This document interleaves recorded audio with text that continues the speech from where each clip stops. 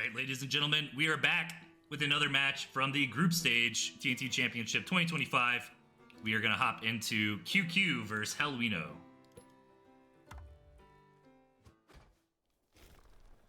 All right, up top with a spicy deck, we've got QQ. And in the bottom left, hellwino, rocking the toads. Love to see it. Okay, weird map here. This might be in the favor of what QQ's trying to do with these mines, artillery, and ferret style push. Is this a random out of QQ? I think QQ's flexing here. QQ, of course, the guy who's been organizing the tournaments the last couple seasons.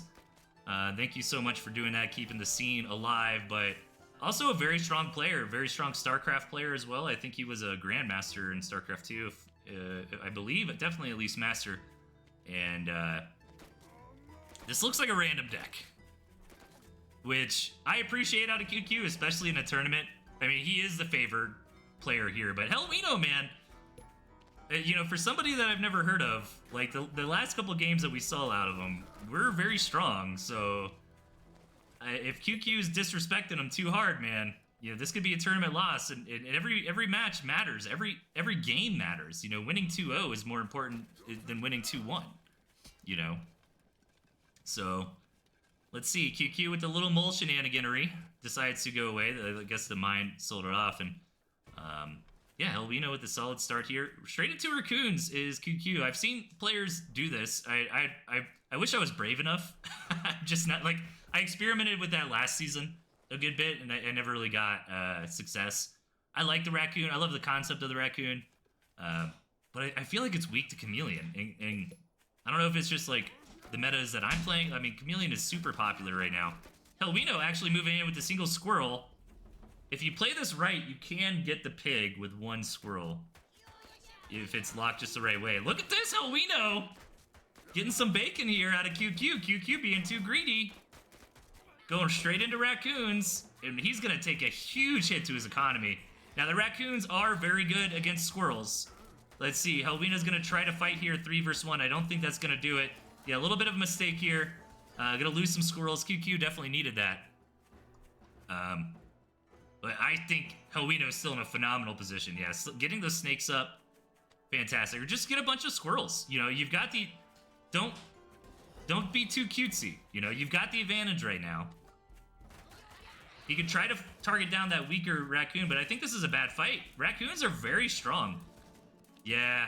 All right, QQ takes some good fights here. He's being careful. He knows about the mines. That one's right out of his range. But look at this. QQ just taking his time, really scouting with those mines here. And keep in mind that QQ is getting a lot of extra food from these raccoons being active on the map. The raccoons do generate food over time if they're not in your territory. The idea is kind of like they're scavenging for food, like the trash pandas that they are. So, you know, QQ probably back in the game a little bit after those couple engagements. I think hellwino kind of fumbled the lead that he had there. Are gonna come in here and harass this mill. Should be a free mill. Needs to be careful with that snake. He does get a stack. Okay, he's gonna trade for a raccoon. QQ's got pigeons as well.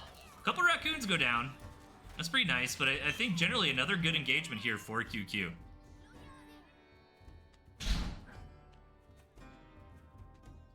Yo, what is this raccoon? Asked Tofu the Lofu. Yeah, so we've been, so now the way that people play Tooth and Tail is called the Championship mod on the workshop. It's not an official patch, it should be. And it introduces 2 new units, Raccoon and the Crow. We've actually banned the Crow from this season because we think it's a little unbalanced. But the Raccoon is a new tier 2 unit. Kind of a bruiser in my mind, you know, a little long range, like a mini fox in a way. They scale pretty nicely. I think they're a lot of fun. I really like the design. And then the Crow was like a tier 1 flying melee unit, but we just kind of, I guess the organizers feel like it's a little unbalanced right now, so we decided to exclude the Crow from this season. All right, hellwino getting into an owl. And QQ trying to establish a second base here with that artillery cannon. Now, my advice to you when you see somebody building an artillery cannon is absolutely ignore it. You know, it can be a little counterintuitive. You might feel like you want to jump in there and kill the cannon, but cannon's 180 bucks, and the best thing you could do in response to that is go spend that 180 food on farms. Now, what sucks for hellwino here is they don't really have a good second base. I mean, they could try to start taking this area. Ooh, some nice mine hits, but not going to be able to take advantage of them. The raccoons are going to be able to go back and get healed by those pigeons. But yeah, a little bit of a tough map here for hellwino because there is no second base that's easy to take without QQ harassing with these raccoons. And QQ starting to get a little bit further on the map, starting to plant more mines, running around with his raccoon mole pigeon comp, which I was kind of saying was a meme, but it is a solid composition now that I'm seeing it a little bit in action here. Owl number 1 is on the board, though, for hellwino. He's trying to get into owl number 2 and 3, which is very ambitious on an economy of 2 farms. So the question is, can he pay for these? He did actually pay for 1. This is a smart way to play when you're on such a low eco, but I feel like QQ is just going to win the money race here. Yeah, going to trade some mice for the mines, but I think QQ can probably just come finish the game right here. He's just way too far ahead on economy, which I feel a little bad for with hellwino on this map. Now, to be fair, you know, hellwino needed to be a little bit more ambitious about map control. He kind of let QQ have that in the early game. You know, he threw away a few fights with those squirrels and raccoons, and then once QQ took a few good engagements, he was able to leverage that into an expansion and keep the map control against hellwino, who was never able to find a good farm, good mill. But to empathize rather with hellwino here, this map was very difficult to try to get a base up on. So this should be the game. I don't think there's really any way that hellwino comes back from this position. Gonna stick it out a little bit longer, but I think that's fast forward. Yeah, GG.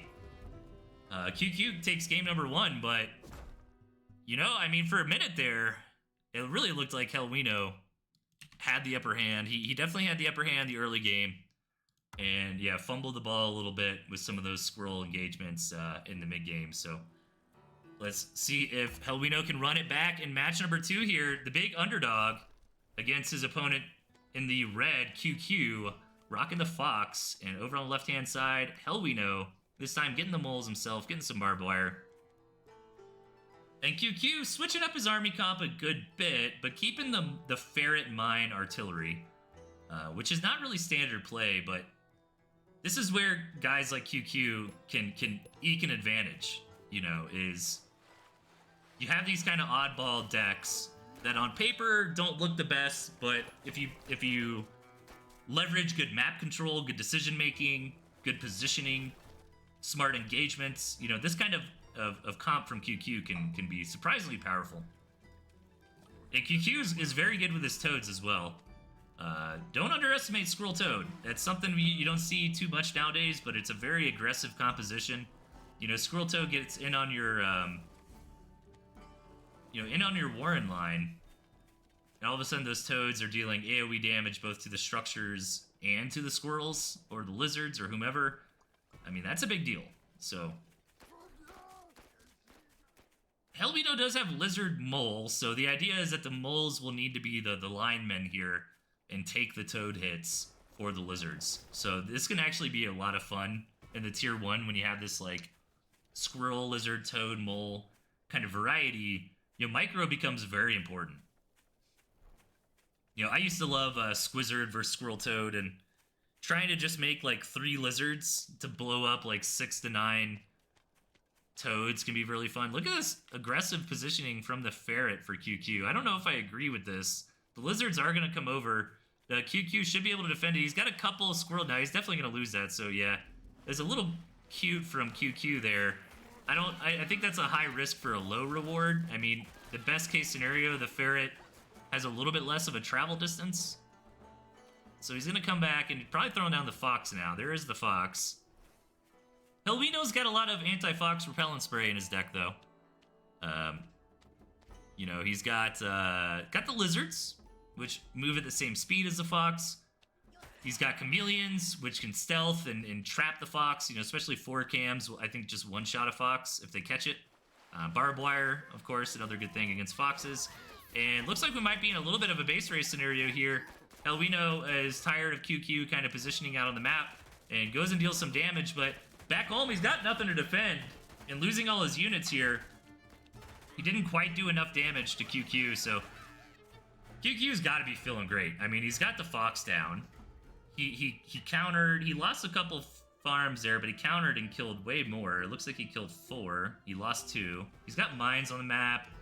He actually got the Fox paid for. Yeah, this is looking great for QQ. hellwino going into some skunks, but not aware of the Fox. QQ did hide it in a nice spot. It's a nice, good scout here from QQ, sees everything that's going on. hellwino is out positioning. This is a great time to attack for hellwino if he doesn't get hit by all these mines. But he doesn't know it. I mean, that Fox is 360 food invested into it right now, doing absolutely nothing. I think if QQ, I mean, if hellwino attacks this way, he could have got a lot of damage done. But the minefield from QQ, slowing down his opponent, giving him exactly that breathing room that he needs to get out this quick tier 3. And here we go. We got a Fox on the board before the 4-minute mark. And QQ is such a strong player. A Fox in the hand of QQ really should never go down. Let's see it. The Fox is rallied north by itself. A little bit risky. The QQ brings it back, and this should probably be game.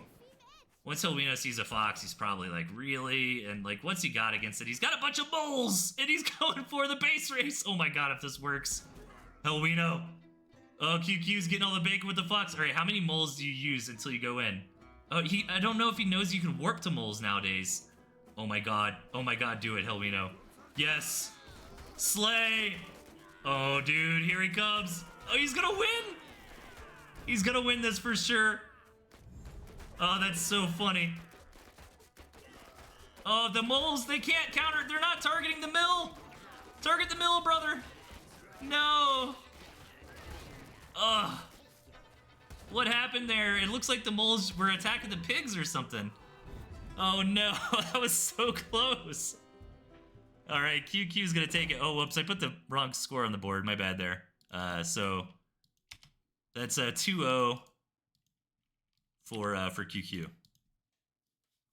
Man, I can't believe the moles didn't win it. QQ gave him that game. There's a third game. Really? Oh yeah, that's nice. Okay, well let's watch for third game for fun. Okay. We have some weird scores on these replays today, but bear with us. He basically had it with the moles. Yeah, he should. I wonder what happened. Did he not? He just didn't target the mill.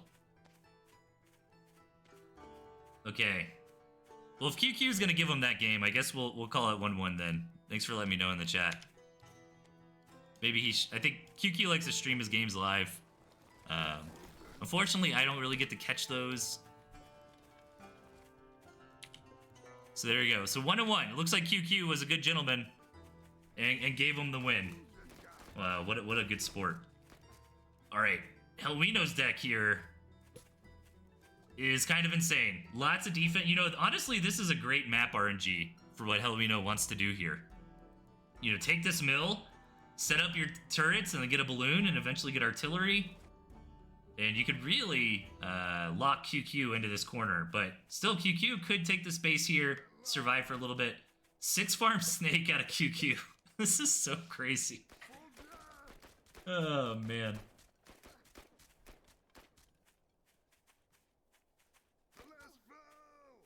All right, hellwino, floating 120 food. What's he want to do here? Actually going for turrets, which is kind of funny. I don't recommend this because, like, the snakes could just walk around like that, right?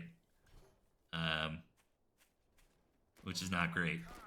So, let's see it, though. Snakes actually do not hit buildings. That was a change that I was passionate about, and I helped get done, so you're welcome if you're a snake lover. There was a patch where snakes were just, like, way too good. They were basically doing everything. So it was a way to balance them. Alright, he's gonna try to come around. And this is exactly what I was talking about. This is why defense... You actually only need 1 snake tag. I don't think QQ knows that. He's trying to get 2 on everyone. Yeah, unless it got balanced. Correct me if I'm wrong. I don't keep up with the numbers as passionately as some other people. Yeah, see, watch. This should be a dead pig. I guess we'll find out right here. Unless they patched that. They could have patched it. Oh, okay, I guess it changed. It's no longer one snake tag. So QQ... Why am I trying to question QQ? Of course he knows the specifics on things like that better than I do. Alright, what a weird game. 6 ferrets on the way, though. Of course, the map where hellwino wants to play with a lot of defenses, the ferrets are in tow from QQ. Now, QQ's defense, he has had ferrets every single match here. He just hasn't shown them yet.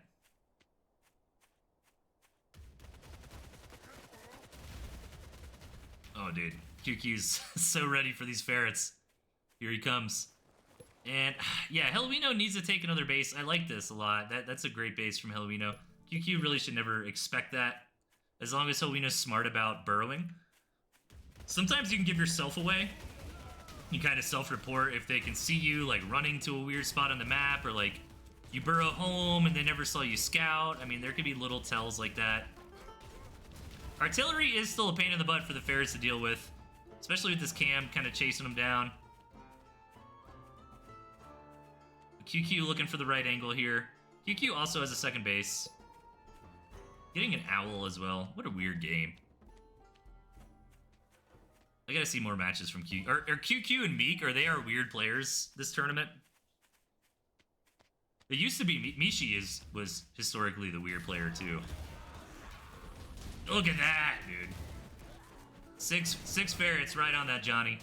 And QQ doesn't know about the other base, so he's gonna kind of kamikaze his ferrets into that mill. He does get the mill, but the ferrets get cleaned up by the cams. hellwino could counterattack right now with the 4 cams, and he needs to. He needs to just throw some farms down and run over as fast as he can with these cams. He might have already missed the window. Yeah, the windows in Tooth and Tail are so fast. It takes like 20 seconds for a ferret to build. So the ferrets are here again. Ferrets are not good against chameleons. That's why all this panic wire is getting made. But if he just sits here and takes ferret shells... Oh my god, hellwino gets that base. Is QQ regretting giving him that free win last game? Oh, he sells the owl warren very smartly. He's only got the ferrets here to try to deal with these cams. This is such a weird game. Okay. Yeah, hellwino could totally win this. I don't know, man. Now that the snakes are here, though, snakes are very good against cams, as long as you micro them and don't let the cams just beat the crap out of them. Yeah, the snakes just gotta hit the cams like 1 or twice with tags, and then if the cams try to stealth again, doesn't matter. He sold the ferret, the balloons. Okay, I think he was just trying to get 4 chameleons back to try to get the mill, but QQ is gonna beat him to it, so GG. QQ takes the series 2-1.